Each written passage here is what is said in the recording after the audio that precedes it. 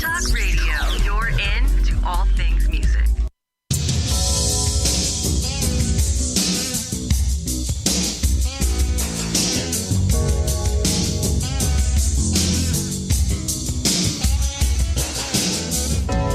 Welcome to Intersect Radio, where music, faith, and life converge.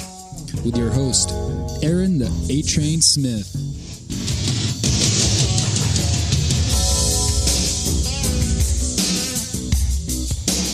Just seeing what a four-fair lane could do. Begging that meter at 102. I wanna cut through the air like Sheffield steel, free as a bird on the driving wheel. Hello, friends, and welcome to Intersect, powered by the Intertalk Radio Network. I'm your host here, the A-Train, broadcasting live from the Intersect studio in Nashville, Tennessee. We have a great show for you today with a fabulous guest. But before I introduce him, I'd like to say thank you to the folks at Pitbull Audio and Studio Instrument Rentals, major sponsors of the Intertalk Radio Network, and to my friends over at Innovative Percussion here in Nashville, Tennessee, makers of the finest drumsticks, percussion mallets, and percussion publications. A special hello to Mr. Henry Go, sitting at the desk, writing up my order right now. Not really. Anyway, my guest today is my friend, Mr. Phil Madeira. Phil is an American songwriter, producer, musician, and singer. He was raised in Barrington, Rhode Island, and is a graduate of Taylor University. His songs have been recorded by the Civil Wars, Buddy Miller, Alison, Krauss, Toby Keith, Ricky Skaggs, Bruce Hornsby, Keb Mo, Garth Brooks, the Nitty Gritty Dirt Band, Cindy Morgan, Shawn, Mullins, the North Mississippi Allstars, and other high-profile artists. He is co-writing with partners such as Matraca Berg, Chuck Cannon, Merrill, Farnsworth, Cindy Morgan, Wayne Kirkpatrick, Gordon Kennedy, Keb Mo, and Emmylou Harris. He resides here in Nashville, Tennessee. I see him from time to time, but it's good to have him on the show today. And before I take up this whole segment reading his creds, I'm going to let him start talking. How you doing, Philly? I'm doing good, Aaron. Good to hear your voice. Oh, man, you're a busy man. Thank God, man. You know, it's hard to stay busy in the music business, but I'm able to do it, you know. Real happy about that. How are you? I'm doing great. I've been kind of pumped up for this. You know, I've been sitting here for an hour just waiting. You know, oh, sweet. Yeah, I've been anticipating it. Actually, I was working on a track for this new record I'm working on, and I the drums on this thing. One of my dearest friends and great drummer, you probably know Brian Owings, and so Brian was playing this second line beat, and it just got me pumped to talk to another drummer, namely you. You know, so awesome. Cool. It's great to be talking to you. Yeah. Yeah, man. You know, I'm reading your wiki page, and you know, you got quite a brand going on now. Would you agree to that? Do. Yeah. I mean, some of this stuff I didn't know about a lot of this stuff. You know, it's like you won like the Dove Awards in for the best country song, the song I Wish in 2009. I didn't know about that. Yeah, that was a surprise to me because you and I met in our Christian music days, and I had started in Christian music, but I was long gone from Christian music when Cindy Morgan and I got that Dove. But man, I tell you, I went to the awards. I thought, doggone it, I didn't work in that place for all those years to get an award that I'm not going to go collect. Right, and, to not go. Yeah. Yeah. So I went, That's got all great, dressed man. up. And, Yeah. but you know what? I got to give kudos to Cindy Morgan because she is, first of all, one of my favorite people. She's actually really inspired a lot of the stuff that has been blessed. I'll put it that way. It really came out of discussions with Cindy, you know, like her saying, hey, you ought to do something. You know, she was one of the first voices that talked me into doing what became Mercyland. And so anyway, all this to say that, you know, writing that song with her was we didn't get a dove because she wrote a song with me. We got a dove because I wrote a song with her. You know, she's really fantastic, and she's beloved in that world, you know, and so, yeah. Yeah, so, I think I've done 2 records with her. Yeah. I've done 2 records with Cindy Yeah, we call her Cindy Malgren in the studio. I like it. Cindy, yeah, or Cindy Migraine, perhaps. I don't know. I'm just kidding. But I love her. So, yeah, she's one of my dearest friends, honestly. So, yeah. Yeah, she's a beautiful soul. She and David both are very special people. Right. And hey, of course so... they're not, who's David? David who? Isn't she married to David Dark? No. She's not? Hey, I'm glad we cleared that up. No, I'm glad we cleared that up. Each other. Ooh. Oh, that's funny. Well, see, this is why we shouldn't be live, especially with Nitty. But hey, here we go. This is the beauty. He's a great guy. Yeah, he is. That's so funny. I don't know why I thought they were married. Anyhow, so Phil, tell us about yourself. You were born in 1952. Yeah. Tell us about getting started. You know, why music? You know, what happened there? You and I are probably around the same age. And honestly, I don't know about you, but when I was a young man, you know, I started out as a drummer. When I was born, my mother always says that I was born drumming, that the whole time I was inside her, I was drumming. And I was obsessed with rhythm. And I think, so my first 20 years of life were pretty much devoted to the drums. Then I started playing piano and guitar and became a songwriter. And I realized that as a songwriter, I really needed to be proficient on something other than drums. But you know, when I was in high school, and I don't know about you, my parents, they not only encouraged me to go to college, I'm pretty sure they insisted upon it.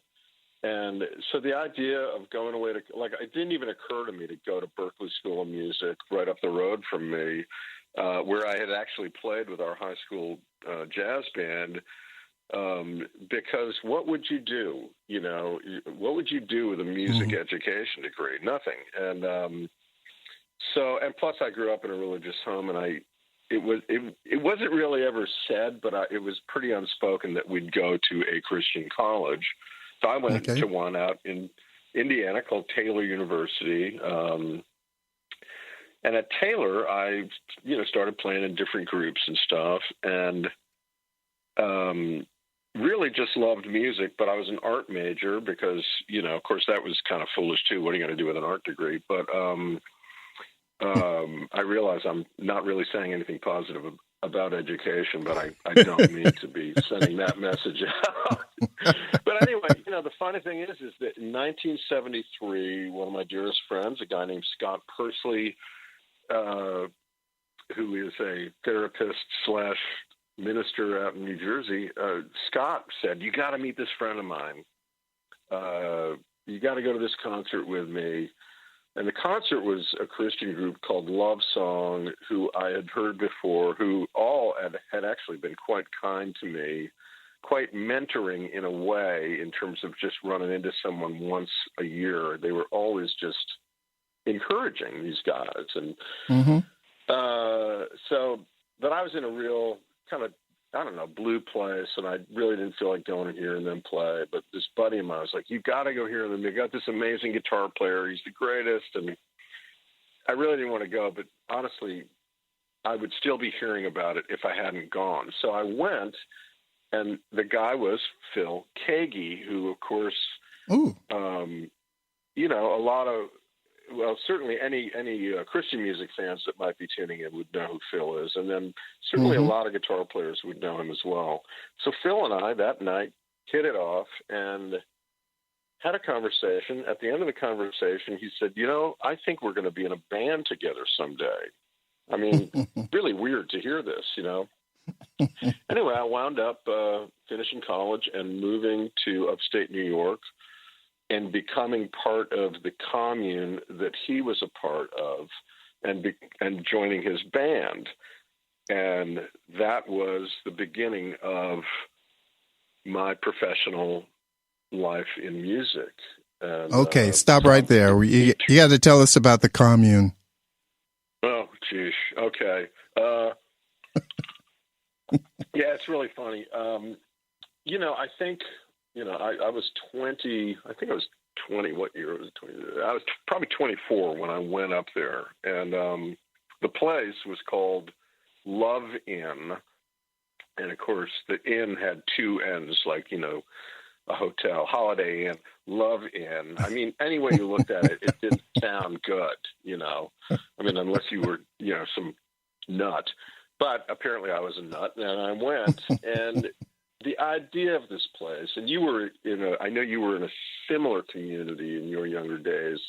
The idea for a young man such as I, creative guy, and with a real spiritual bent, the idea of being with a bunch of other hippie type people, creative people, trying to expand my heart for God.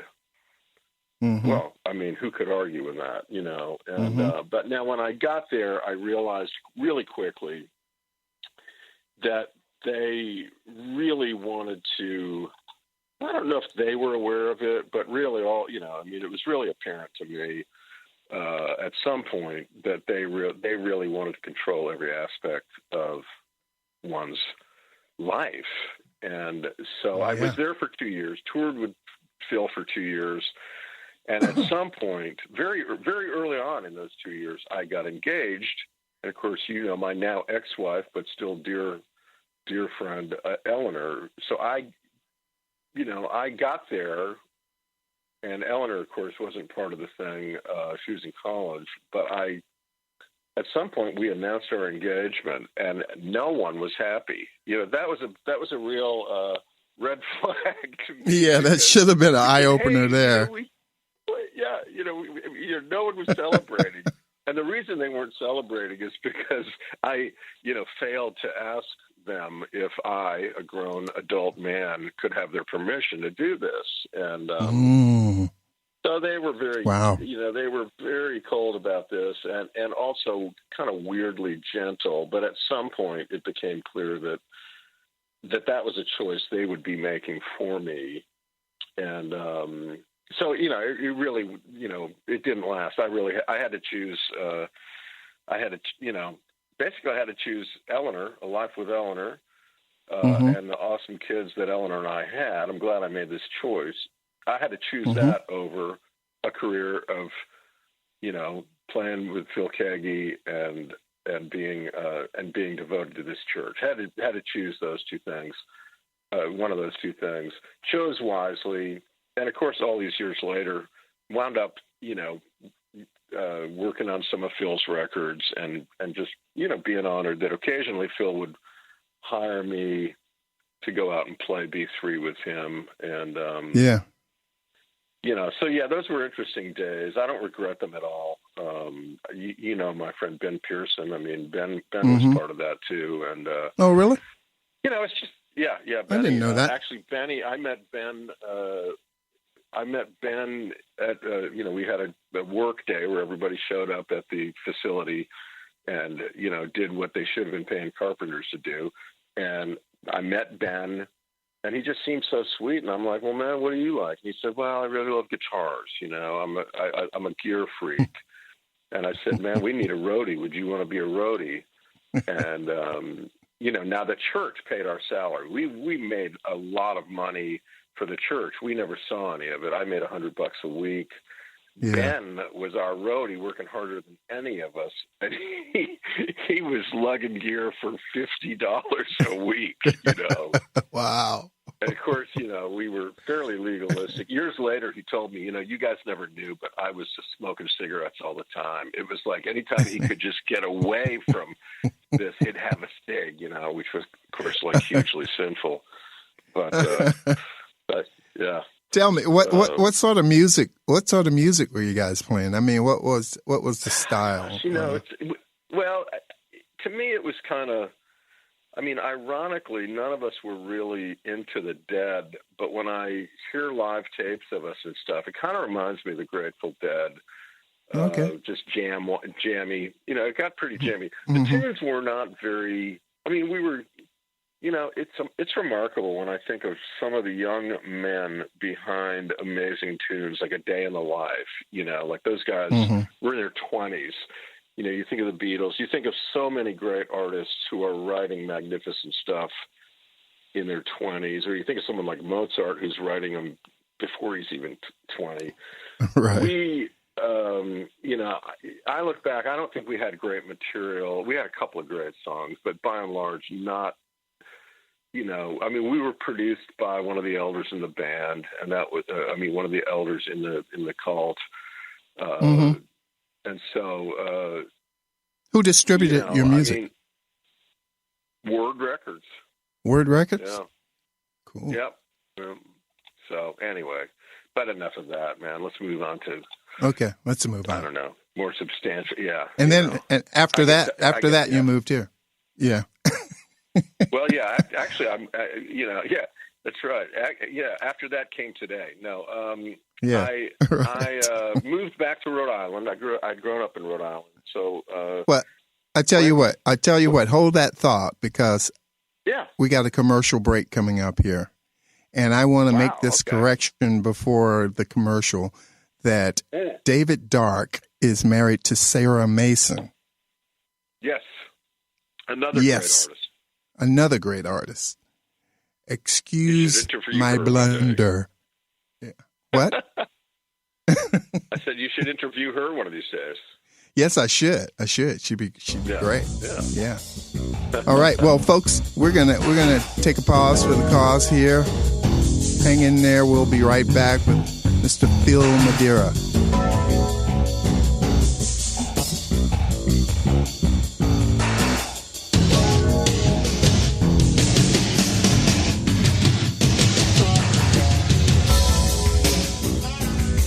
Are you serious about your music? Are you ready to run with the big dogs? The experts at Pitbull Audio have the gear to get you into the game. From leading manufacturers like Mesa Boogie, Fender, Pioneer, and American Audio. To sound your best, you need the best. Pitbull Audio can deliver in rehearsal, on stage, and into the big time. Dropping beats, shredding guitar, or making the crowd roar. Whatever you dream, Pitbull Audio can help make it happen. We are Pitbull Audio. We want you to play it loud. PitbullAudio.com. You know what's all around you every waking moment of your life? Marketing. You're choking on it. I'm Scott Robertson, and when it comes to strategic PR, branding, and marketing, I've seen it all. And actually, I'm still seeing it because bad marketing never sleeps. Join me each week on May the Best Brand Win, right here on Intertalk Radio, and learn how to make the marketing for your brand unforgettable. Hi, I'm Tim Dolbear, the host of Sound Experience on Intertalk Radio. Each week, I talk with top professional audio engineers, producers, musicians, and the manufacturers that make the tools that we use in the studio each and every day. From capturing the perfect take to mastering your final release, and the tools and how the pros use them, we are going to dive deep into their process and learn from their experience. I look forward to you joining us each week on Sound Experience with me, your host, Tim Dolbear. This is Jackie Bertoni from Jackie's Groove. Come join me weekly on my journey through the music business as I take you behind the velvet rope, interviewing industry notables such as Al DiMeola, Michael McDonald, and Al Jarreau, to name but a few. Listen to their stories on being in the studios recording #1 hits and onto the stages throughout the globe. Allow me to be your music historian. You can hear me live every Monday at 2 p.m. and every Wednesday at 12 noon Pacific Standard Time or 24/7 on jackiesgroove.com. Ready to get your groove on?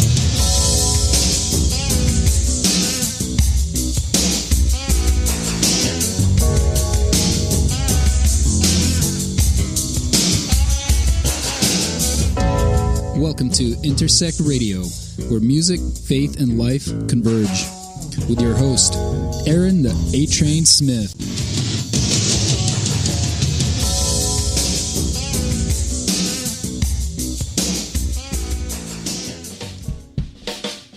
But I never get tired of Texas. The only place that feels like home to me. I never get tired of Texas. I hope Texas don't get tired of me. We got Bob Wills on the jukebox, twin fiddles and a Fender steel guitar. How about that Texas cooking? And them girls ain't too bad looking. They grow like blue bonnets neath that old Lone Star. I never get tired. Well, all right. Welcome back, everybody, to our second segment today with my guest, Phil Madeira. Yesterday, we had sort of an abrupt ending to our recording. The power went out here at my house, and Phil was gracious enough to come back again today, and we can take up from where we left off. And I'd like to thank you all for tuning in again today to catch up with this great conversation we're having. Okay, Phil, how you doing today? Tip top. How are you? Tip top, oh lad. Yes, I'm in tip top shape myself. Yeah. I stole that from one of my good friends. One of Emmylou's sound people is a guy named Steve Hartley, and we've done so much touring with him that you ask him how he is, tip top, and I thought, I like it. I'm stealing that. So, but I got to give credit where credit is due. So there you go. I am doing well, thanks. I literally just got home from a session that I made a whole lot more money on than I expected to. So, great. Doing great. Yeah, man. So, that's killer. That's crazy. Always a good surprise. Yeah. Making more than you expected. It's that show Nashville, which, I really haven't watched. But I got hired by Tim Lauer, who's the music producer of that show. And he said, will you come over and play acoustic guitar this morning? Turned out that was with Rhiannon Giddens, who's she used to be in the Carolina Chocolate Drops. Well, I had produced them on my Mercyland project. Now she's just blowing up. She's great. So this is how Nashville works. And this is why I love it here so much. So I'm there playing acoustic. The fiddle player, Glenn Duncan, is, he's playing fiddle. Well, then there's a lot of sitting around and waiting. And at some point, he and I start singing bluegrass tunes together. And so I'm singing in this high voice, this thing. And he's singing, we're both singing, hillbilly music, which we both love. And they wind up hiring us to sing on the track. Oh, really? Like more money than we were being paid as musicians. Yeah, it was like, So I'm I'm generally tip top, but I'm tippity top right now, man. So I'm happy. I love working. Cool, tip-top. man. Yeah. So anyway, back to you. Okay. Well, yesterday we were at the point where you left the Love Inn with two N's. Oh yeah, the cult. And and you went back to Syracuse so that Eleanor could graduate, and then you went back to Rhode Island. So take us from Rhode Island to Nashville. Yeah, Rhode Island. I was trying so hard to be a musician, and I had a job working at a place at a department store, really. In fact, I've written a song about it called "Wicked Job." But that it was just really difficult to have a job, try to do music, and then there was a school up there, a college up there called Barrington College, right in our town there, that asked me to be the artist in residence, and it's really funny how happenstance can prepare you for what is coming, because I didn't see this coming. But they said, listen, we want you to do a thing with our students, but one of the one of the things we want you to do is every week you have to be part of this radio show that we do, and you've got to write a song every week for the show, which meant I had to demo it up, on this little crummy 4-track cassette player. And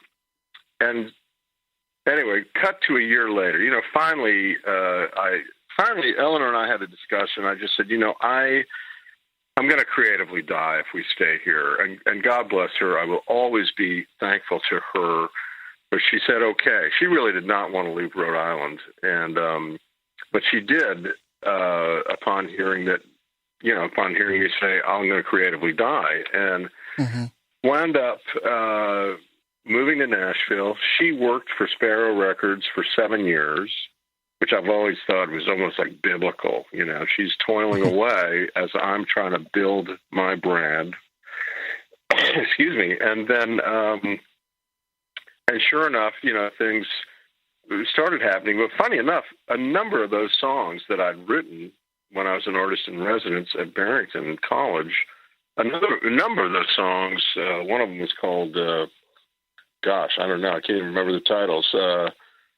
The Party's Over or something like that. But this guy, Kenny Marks, wound up recording some of them. His producer was a guy named Keith Thomas. And Keith went on to produce Amy Grant stuff and, Vanessa Williams, huge stuff. And because of that first introduction, that opened a door to me becoming a session player. And everybody who moves to Nashville has a thing in mind. The thing I had in mind, the thing I thought I would be doing was being a solo artist. But in fact, Aaron, I was, now I was right in the long run because many years later, I do make my own records and I do solo performances. I still play with Emmylou Harris, which is a blessing. And I still, I'm happy to be a sideman. But I moved here not to do those things. I moved here because I wanted to be an artist, and as I was saying yesterday to you, I don't know about you looking back on work that you've done, but I'm really glad that Providence prevented me from getting my wish when I wanted it, because I don't think I would have made, I like that. I'll put it this way. I love every record I've made since 1995 when I started just once in a while doing them. I wouldn't have made, if I was making records from 86 to 1990 or something like that, 83 to 1993, for that market, for Christian market, I wouldn't be listening to them now. I will say that. Right. Yeah, you probably wouldn't. And you'd probably be searching for something else to do. Well, yeah, who knows? Yeah. And the funny thing is, as I said yesterday, so Eleanor, God bless her, said, yeah, we'll move to Nashville. And I toiled as she worked until our first daughter, Kate, who's about to be 27. She worked until Kate was born. And at that time, I'll never forget another Italian, Rick Kua, saying to me, before Kate was born, before we had kids, he was like, when are you guys going to have kids? And I'm like, well, we're kind of worried, we don't really have enough money to have a kid. And I'll never forget it. I keep wanting to say Rick Elias. Rick Kua, one of the greatest people in Nashville, by the way, said to me when he asked this question, I said, no, we can't afford it. I'll never forget it. So Italian. He goes, the baby always brings its own loaf of bread. And I'll be darned if Kate, the arrival of Kate signaled simultaneously I started making money and Eleanor was able to be a stay-at-home mom, which is what she wanted. And but one night, actually, before Kate was born, I had an epiphany about, I was in Christian music. I was really appreciative of a lot. I worked a lot with a producer named Brown Bannister, who remains a dear friend. I worked a lot with Wayne Kirkpatrick, who's one of my 3 best friends. I adore Wayne. And Wayne had the same problem I had. Wayne wanted to go beyond Christian music. But these guys kept me busy as a session player and as a songwriter. But I still wanted to play the blues, man. I wanted to, if there was a place to play a Thelonious Monk song, man, to me it was like, let's do it, And of course, Christian music, is very limited musically and lyrically. I wanted to sing a drinking song, man. I wanted to sing a car song, and I also wanted to sing a gospel song. One night I'm at the Bluebird, and I'm listening to Kenny Greenberg, one of Nashville's most famous session guitar players, and then a less famous guy, but equally brilliant, if not more so, Mike Henderson. They had a blues band. They were literally just playing blues. And that night I remember, before I ever started playing with Phil Keaggy, before any of that, I was just a guy that wanted to listen to Taj Mahal records. And at that point I started writing and playing guitar because of the limitations, because I didn't know how to play all the clown chords I could play on a piano. And it really made me a better writer, going back to simplicity of writing. Yeah. And then, so even at that time, before I fully got out of Christian music, I knew I needed to be out. I knew that there was something else in store for me. Yeah. Yeah, it's hard to get out. Well, it was hard for me to get out. Like anything. Well, actually, it wasn't hard for me to get out. It just kind of happened, Oh, yeah. You're fired. No, exactly. Yeah. After Rich passed, that kind of was the signal for me that, okay, this part is over. But it wasn't over for about a year and a half after that. Right. And I tried to keep it going, and I tried to stay positive about it, keep it alive. But sometimes you need help from others to do certain things, Yeah. Yeah. I wasn't getting it. Yeah.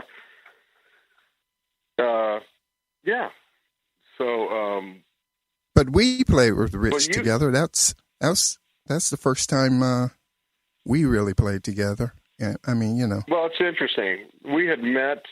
I remember hearing you with the 77s and just discovering this other Christian music world that was alternative and that was cool and it seemed to have less rules.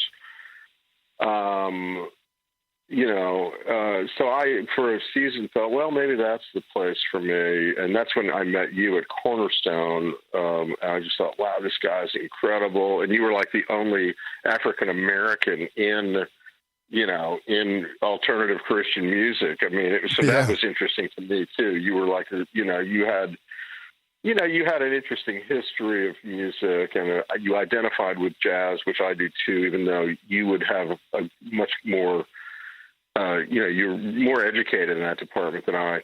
But, and so then you and I were hired in 1994 to go on tour with Rich.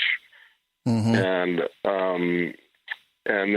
that was an interesting tour because it was so disorganized from the standpoint of, I mean, Rich, it didn't take me long to figure out that I actually wasn't there, nor were you. We were not actually there because of having, more studio experience than maybe other folks in the band. We were not there for any sense of, virtuosity because, in fact, it was almost a surprise to be there because he was so not worried about, he'd hand anybody a guitar And so it was you and me and Rick Elias, which is, of course, why I kept mistaking Rick Kua for him a few minutes ago. Mm-hmm. And of course, one of our dearest friends, Jimmy Abegg, Mark Robertson, and then a couple other folks, and Rich. Excuse me. What was interesting to me about working with Rich was that I wasn't crazy about the music, which is probably why I didn't go back when they invited me the next year. And plus, I think they also had invited a guy named Lee, whose last name I can't remember, but he was a keyboard player. To me, it was like too many musicians anyway, even when you and I started. Mm-hmm. But the music didn't grab me, but I did love Rich. I thought he was really intriguing. His whole journey of faith was intriguing to me. Mm-hmm. And then what I remember about all that, and I actually listened to some of your interview with Rick the other day, and I don't think he got it right when he was talking about making the Brothers Keeper record. My memory is different than his, I should put it that way, because you were not there, and he wanted me. Rich was like, his anti-session thing, his anti-session player thing. So all of a sudden, he's telling me, primarily known as a guitar player and a keyboard player, he's telling me, I want you on drums. Right. He knew I had started on drums. And, of course, I have, me, I've got a lot of drums. I'm crazy about drums. That does not make me someone I would hire to play them. And so anyway. Well, Phil, hold that thought right there. We got a break for a commercial here. Yeah, I hate cutting you off, man. Break, I wish we could just talk and talk and talk and talk and keep going, but we can't.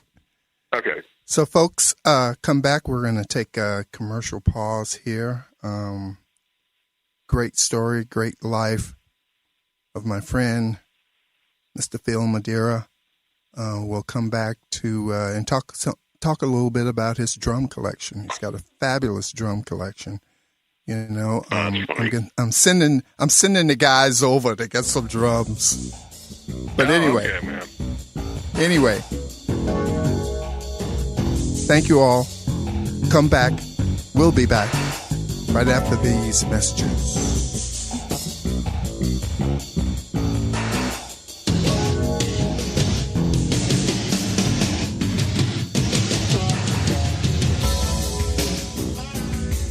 Are you serious about your music? Are you ready to run with the big dogs? The experts at Pitbull Audio have the gear to get you into the game. From leading manufacturers like Mesa Boogie, Fender, Pioneer, and American Audio. To sound your best, you need the best. Pitbull Audio can deliver in rehearsal, on stage, and into the big time. Dropping beats, shredding guitar, or making the crowd roar. Whatever you dream, Pitbull Audio can help make it happen. We are Pitbull Audio. We want you to play it loud. PitbullAudio.com. You know what's all around you every waking moment of your life? Marketing. You're choking on it. I'm Scott Robertson, and when it comes to strategic PR, branding, and marketing, I've seen it all. And actually, I'm still seeing it because bad marketing never sleeps. Join me each week on May the Best Brand Win, right here on Intertalk Radio, and learn how to make the marketing for your brand unforgettable. Hi, I'm Tim Dolbear, the host of Sound Experience on Intertalk Radio. Each week, I talk with top professional audio engineers, producers, musicians, and the manufacturers that make the tools that we use in the studio each and every day. From capturing the perfect take to mastering your final release, and the tools and how the pros use them, we are going to dive deep into their process and learn from their experience. I look forward to you joining us each week on Sound Experience with me, your host, Tim Dolbear. This is Jackie Bertoni from Jackie's Groove. Come join me weekly on my journey through the music business as I take you behind the velvet rope, interviewing industry notables such as Al DiMeola, Michael McDonald, and Al Jarreau, to name but a few. Listen to their stories on being in the studios recording #1 hits and onto the stages throughout the globe. Allow me to be your music historian. You can hear me live every Monday at 2 p.m. and every Wednesday at 12 noon Pacific Standard Time or 24/7 on jackiesgroove.com. Ready to get your groove on?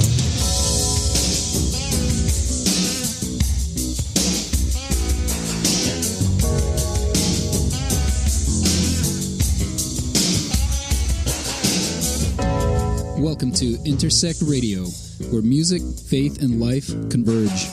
With your host, Aaron the A-Train Smith.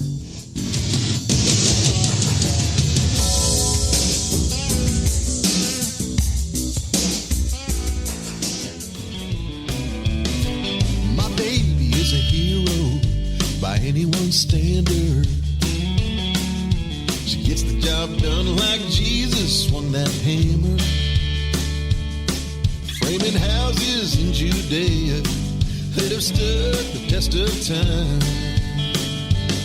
What my baby puts her hand to is gonna last a while. My baby is a hero. Okay, we're back, folks, with my guest, Mr. Phil Madeira. And just before that break, we were talking about making the Jesus record with Rich Mullins. And Phil, we weren't. Oh, no, we weren't. Not the making, Jesus record. My Brother's Keeper. Brother's That's right. Keeper, There right? You go. Yeah. Ooh. The funny thing about that Brothers Keeper record, and I'm glad you didn't actually press me for the title of it, because I would have been like, oh, dang it, what's the title? But yeah, the Brothers Keeper, and that was a new thing for Rich. He had been working with a really proficient, excellent musician, a real proficient producer, but also very much controlling the music, which, was certainly his, I have no axe to grind with Reed Arvin. He's a good friend of mine. But Reed, made very careful records, did not want to do that. He didn't want session players. And so, I was told, bring your drums. And I get there, and there's no Aaron. It's me. And I'm like, well, I can maybe do this. And this is before Pro Tools. This is not, I'm not going to be able to get in there and if I play on a record these days, it's because I can fix everything I did. But so there we are. And so it's like, in a way, and I could totally see what he was doing. He was, the one guy that was actually a session player that was there, he's reducing to be, well, not even as good as anybody else there now. I go from being a guy that works as a session player to being like, an hopefully okay drummer. And I think I did. I think they kept maybe 4 tracks, but I remember that first night calling Rich and just saying, look, why is Aaron not here? And it was probably the same stuff. I don't want this amazing musician. I want Ragamuffin, And I'll never forget he came over to our house in Green Hills. He was really intrigued because, I had 2 little daughters, and he was intrigued by married people. He didn't get it at all, but he was intrigued. You will remember. And so he came over, and I just said, look, I love drums, and what I really love is good drummers. And I remember also calling you before I talked to him. I think you were in North Carolina at your mom's. Yeah, it was around Christmas. Am I right in thinking that? You're correct. Mm-hmm. And so I called you, and I just said, hey, if we can get you on a plane, can you get out of there? And you were like, absolutely. And so that was one of those funny records where, it wasn't fun. I mean, it might have been better once you got there, but it really wasn't fun, because the other thing is that Rich wanted it to be, I think the back cover says produced by essentially every musician that was on the record. Yeah, we all produced it. He was trying to be a socialist, and yeah. And I still get about... What? 2 cents? 2 cents? Yeah, I still get about 2 cents a year from that, yes. Yeah, so those were interesting days. But honestly, when they asked me back for the next one, and I actually should have done the next one because I was on that record and stuff. But I just, it wasn't,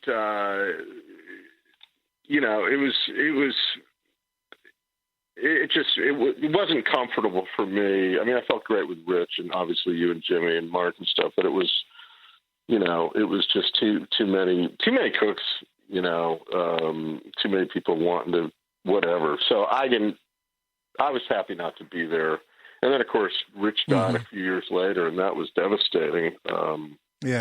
But in the meantime, my life got even better as a session player. I, was playing on, at that point, platinum records and stuff. And, it was really the heyday. That early mid-'90s were just great. It was before everything got digitized. And so all of a sudden you're making double scale, and it was great.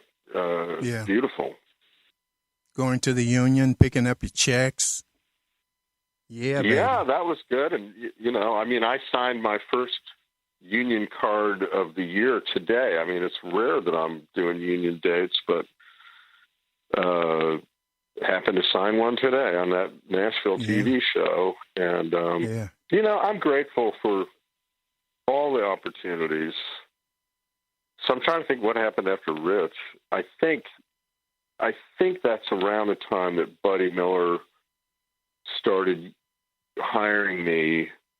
So whatever he was working on, whether it was Julie's records or his records or, oh gosh, man, a guy named Greg Trooper who just passed away, but I wound up producing after Buddy wasn't producing them. I started doing it. So well, I produced a record you were part of. Do you remember it? Yeah. Yeah, the blues record. Oh my gosh. Before we go there, tell us how you met Buddy Miller. That's big. Okay. Well, I was playing a gig in must have been 92, I think. Yeah, it was summer of 92 or maybe a little later in 92. And we, Phil and I and Lynn Nichols and Wade James, and I'm not sure who was drumming, had one gig out in California that we all flew out to. And the day before that gig was the memorial service for another person that, alternative Christian type people would remember, but really no one else would. And that guy's name was Mark Hurd.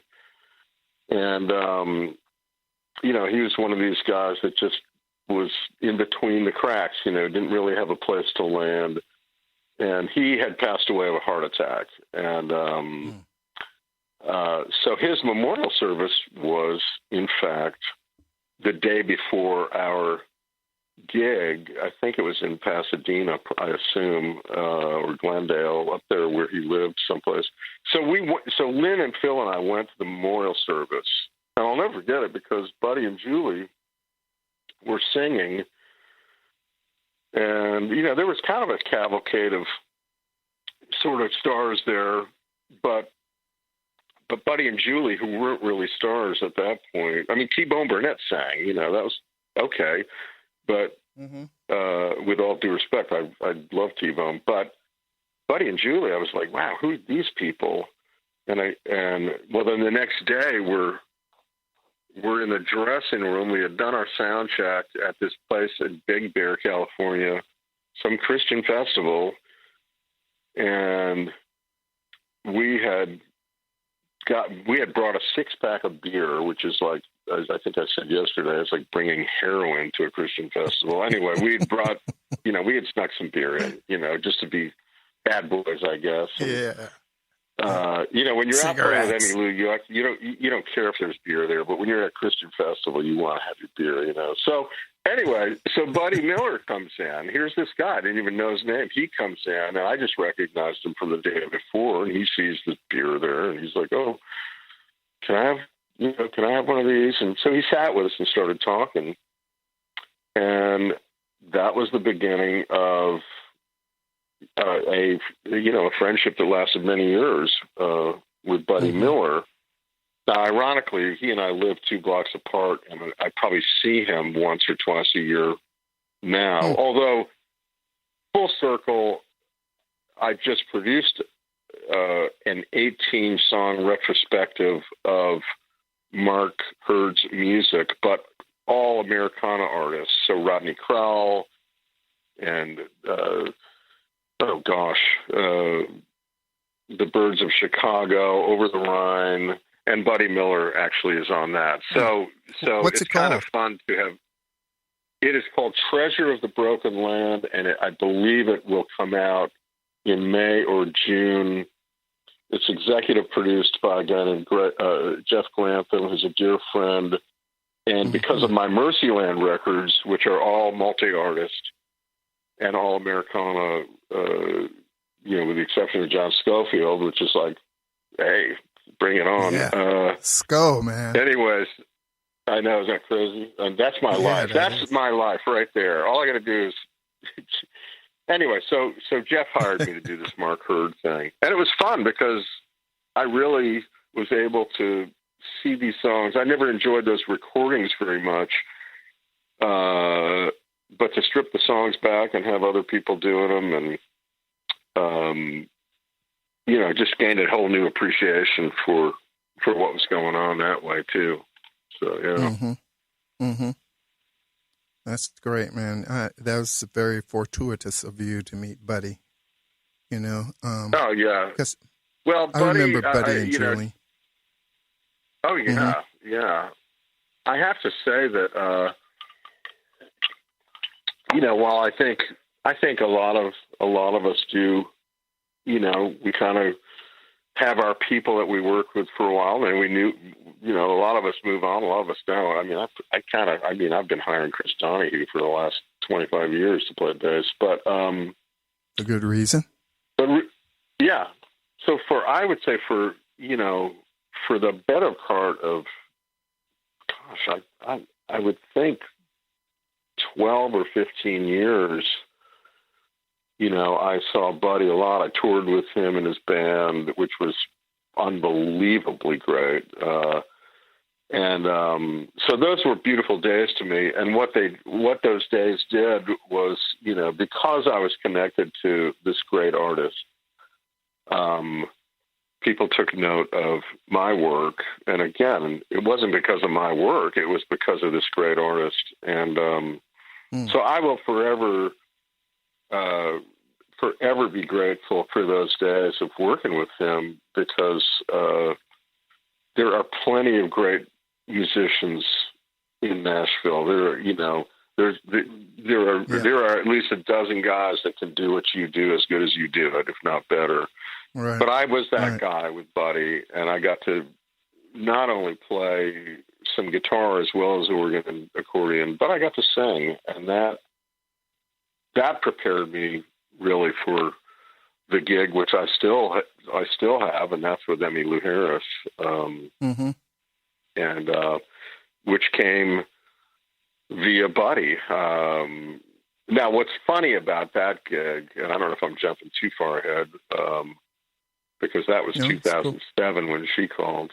But the funny thing, Aaron, is that the day that I was having lunch with a dear friend, bassist Jimmy Lee Sloas, and so we're having lunch, and I get this call, and it was Emily from Vector Management calling and saying, "Phil, this is Emily." I mean, her last name's changed now, so I can't remember, but Emily calls, "Phil, I'm calling to invite you to be part of Emmylou Harris's All-Star Band for 2008.